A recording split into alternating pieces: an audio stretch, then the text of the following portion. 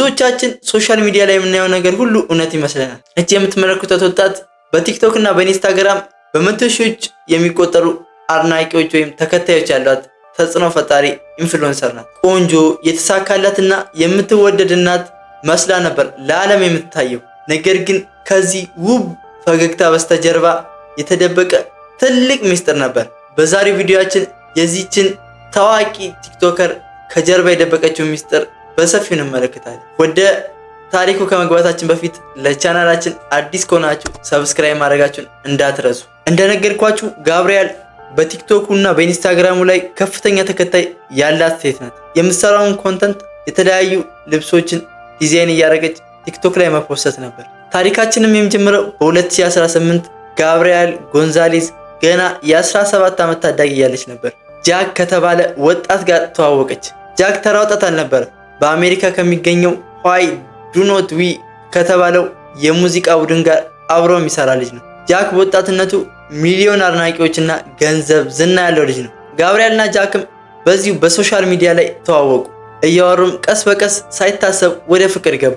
እንደ ፈረንጆቹ አቆጣጠር 2019 ላይም አብረው መኖር ጀመሩ። እነዚህ ሁለት ወጣቶች አብረው መሆናቸው በጣም አነጋጋሪ ሆነ። አብረውም እየኖሩ ሳለ ላቬንድራ የተባለች ሴት ልጅ ወለዱ። ጋብሪኤል ከጃክ ጋር በነበራት ግንኙነት ሶሻል ሚዲያ ላይ የነበራት ዝና በከፍተኛ ሁኔታ ጨመረ። ልጁ ያው ታዋቂ የሙዚቃ ባንድ አባል ስለነበር ብዙ ሰዎች ያውቁታል። ጃክም ከሙዚቃ ስራው በተጨማሪ ከዚች ሚስቱ ጋር የካፕል ቪዲዮዎችን ምናምን እየሰሩ መልቀቅ ጀመሩ። በዚህም ሁለቱም ከፍተኛ ዝናን አመጡ። ነገር ግን ዝናና ሀብት ሁልጊዜ ደስታን ይዘው አይመጡ። ልጃቸው ገና ሕፃን ልጅ እያለች በጃክ እና በጋብሪኤል መሃል ግንኙነታቸው መሻከር ጀመረ። አለመግባባት መፈጠር ጀመረ። ሚዲያ ላይ እሱንም ብዙ ሰዎች ያደንቁታል፣ እሷንም ብዙዎች ስለሚያደንቋት የተለያዩ አድናቂዎች ይመጣሉ። በዛም መሃል የቅናት ስሜት ይፈጠራል። ጃክና ጋብሪኤል ግንኙነታቸው መቀጠል አልቻለም። ለመለያየት ወሰኑ። ከተለያዩ በኋላም በመሃላቸው ትልቅ ጦርነት ተቀሰቀሰ። ጦርነቱም ልጅቷን ማን ያሳድግ የሚለው ነገር ነበር። የጋብሪኤል አባት ፍራንሲስኮ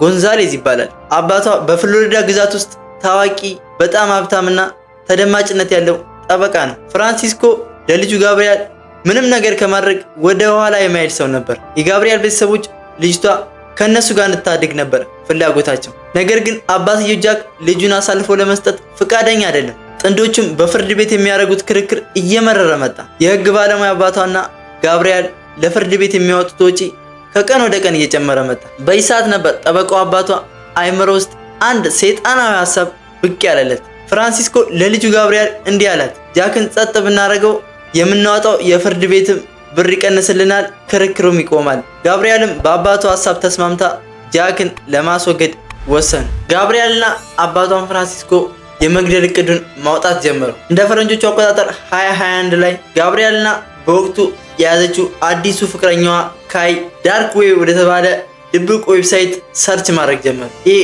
ዳርክ ዌብሳይት የሚባለው የተለያዩ ነገሮችን የሚያማክራቸው ዌብሳይት ነው። ልክ እንደ ጄሚናይ እንደ ቻት ጂፒቲ ማለት ነው። የእነዚህ ሁለት ጥንዶች ዓላማ እዚህ ዌብሳይት ላይ የገቡት ገንዘብ ከፍለውት ያለምንም ማስረጃ ጃክን የሚያስወግድላቸው ቅጥር ነፍሰ ገዳይ ነበር የፈለጉት። እቅዳቸው በጣም አስፈሪ ነበር። ጃክ በሚኖርበት ካሊፎርኒያ ከተማ ውስጥ አስገድለውት ነገሩ ደግሞ ተራ የመኪና አደጋ ለማስመሰል ነበር ያቀዱት። ያው ፖሊስም ሲመረምር መረጃ እንዳያገኝ የመኪና አደጋ ከሆነ መኪና ስለገጨው ምንም አይነት ምርመራ ላይደረግ ይችላል። ነገር ግን በግልጽ እንደዚህ በሽጉጥ ምናምን ቢገደል ምርመራው የከፋ ስለሚሆንባቸው ይህንን አሰባሰቡ። እንደፈለጉትም አንድ ሰው እዚህ ዌብሳይት ላይ አገኙ። ጃክን ተከታትሎ የሚገድላቸው ሰው ማለት ነው። አባትየው ፍራንሲስኮም እዛ ዌብሳይት ላይ ካገኙት ቅጥር ነፍሰ ገዳይ ጋር ውል መዋዋል ጀመረ። ከግድያው በፊት $100,000 ቅድመ ክፍያ ሊከፍለውና ግድያውን ከፈጸመ በኋላ ደግሞ $40,000 ሊከፍለው ማለት ነው። በአጠቃላይ $140,000 ለዚህ ወንጀል ሊከፍለው ተስማሙ። ነገር ግን እነሱ እንደሚያስቡት ቪዲዮ ቀርጾ ቲክቶክ ላይ ፖስት አድርጎ ላይክ እና ፎሎ እንደመሰብሰብ የሰው ነፍስ ማጥፋት ቀላል አይደለም። ኤፍቢአይ ይህንን ዌብሳይት በጥብቅ ነበር የሚከታተለው። እዛ ዌብሳይት ላይ ሰርች የምታደርጉት ነገር እንዳለ ለኤፍቢአይ ይደርሰው ነበር። እነሱ ገዳይ ነው ብለው ያነጋገሩትና ገንዘብ የላኩለት ሰው እውነተኛ ገዳይ አልነበር። ይሄ ያነጋገሩት ሰው እየለካ የኤፍቢአይ ሚስጥራዊ ኤጀንት ነበር። እነሱ በቃ እንደ ኖርማል ገዳይ ብር ከፍለውት እንዲያስወግድላቸው ነበር የፈለጉ። ኤፍቢአዮችም መረባቸውን ዘርግተው መከታተል ጀመሩ። ከነዚህ ሰዎች ጋር የሚደረገውን የስልክ ጥሪ፣ መልእክቶች፣ የድምጽ ቅጂዎች ማከማቸት ጀመሩ፣ ኤፍቢአዮቹ ማለት ነው። ለምን በኋላ ላይ ፍርድ ቤት ሲቀርቡ ለመረጃነት እንዲጠቅማቸው መረጃዎችን በደንብ ማሰባሰብ ጀመሩ። ጋብሪኤልና አባቷ ጃክ የሚሞትበትን ቀን በጉጉት እየጠበቁ ነበር። ይሄ ሚስጥራዊ የኤፍቢአይ ኤጀንት ግን እነሱን የሚይዝበት ቀን በጉጉት እየጠበቀ ነበር። አስባችሁታል?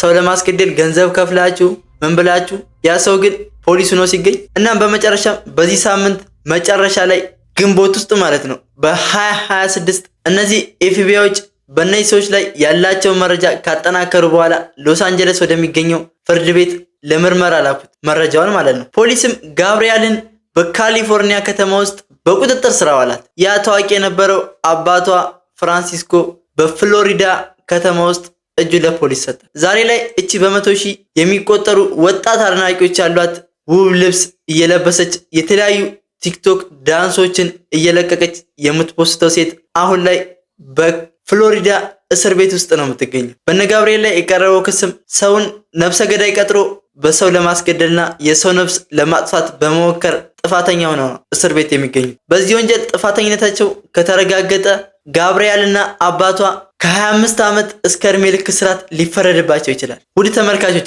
ይህ ታሪክ አንድ ነገር ያስተምረናል። ሶሻል ሚዲያ ላይ የምናያቸው ሰዎች በህይወታቸው ደስተኛ የሚመስሉ የስኬት ደረጃ የደረሱ የሚመስሉን ሰዎች እንዳለ ከጀርባቸው ምን አይነት ነገር እንደተደበቀ ማወቅ አንችልም። ስለዚህ ሶሻል ሚዲያ ላይ የምናየው ነገር ሁሉ እውነት ላይሆን እንደሚችል ማወቅ አለብን። ጋብሪኤል ጎንዛሌዝ ዝና፣ ሀብት፣ ገንዘብ ያላት ሴት ብትሆንም ስግብግብነቷ ግን ህይወቷን በሙሉ በሽቦ አጥሮች ውስጥ እንድታሳልፍ ሊያደርጋት ትንሽ ተቃርቧል። እናንተ ስለዚህ አስገራሚ ታሪክ ምን ትላላችሁ? አባትየው ጠበቃ ሆኖ እንደዚህ ማድረግ ነበረበት? ጋብሪኤል ጎንዛሌዝ የገዛ የልጇን አባት ለማስገደል መሞከር ነበረባት ትላላችሁ? ሐሳባችሁን ኮሜንት ላይ አጋሩኝ። ላይክ፣ ሼር፣ ሰብስክራይብ ማድረጋችሁን እንዳትረሱ። በቀጣይ በሌላ እውነተኛ ታሪክ እስከምንገናኝ ድረስ ሰላም ሁኑልኝ።